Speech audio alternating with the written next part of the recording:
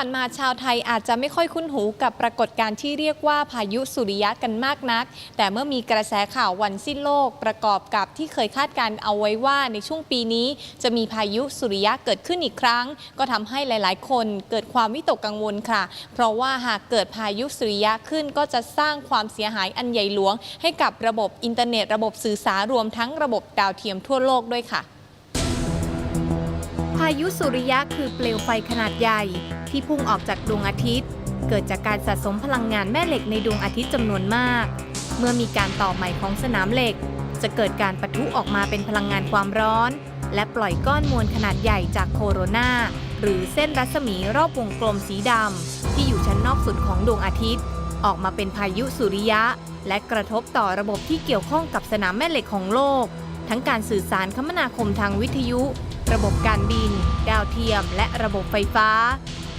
พายุสุริยะอาจเกิดขึ้นกระทันหันเป็นครั้งเป็นคราวและไม่สามารถพยากรณ์ล่วงหน้าได้แต่ใช้การสังเกตจุดมืดบนดวงอาทิตย์แม้ว่าพายุสุริยะครั้งรุนแรงจะไม่เคยเกิดขึ้นกับประเทศไทย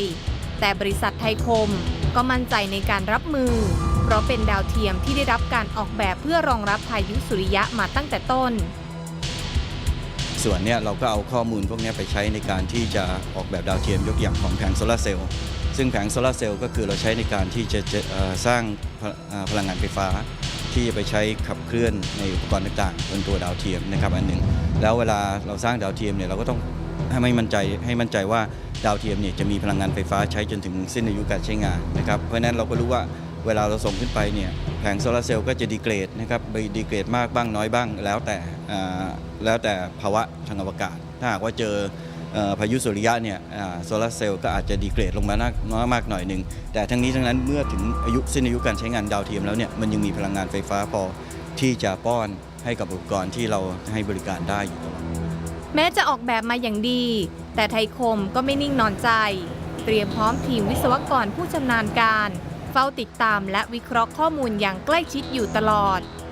ห่วงแต่จริงๆแล้วเราคิดว่าไซเคิลมันเนี่ยไม่ใช่ไซเคิลในช่วงนี้อย่างที่ไซเคิลของมันจะพีคประมาณกลางปี 2013 ถึง 2014 นะฮะแต่เนื่องจากว่าตอนนี้มีความกังวลต่างๆเราก็ไม่นิ่งนอนใจนะครับเราก็จะมอนิเตอร์ซึ่งถ้าเกิดเขาบอกโอเคเกิดเขา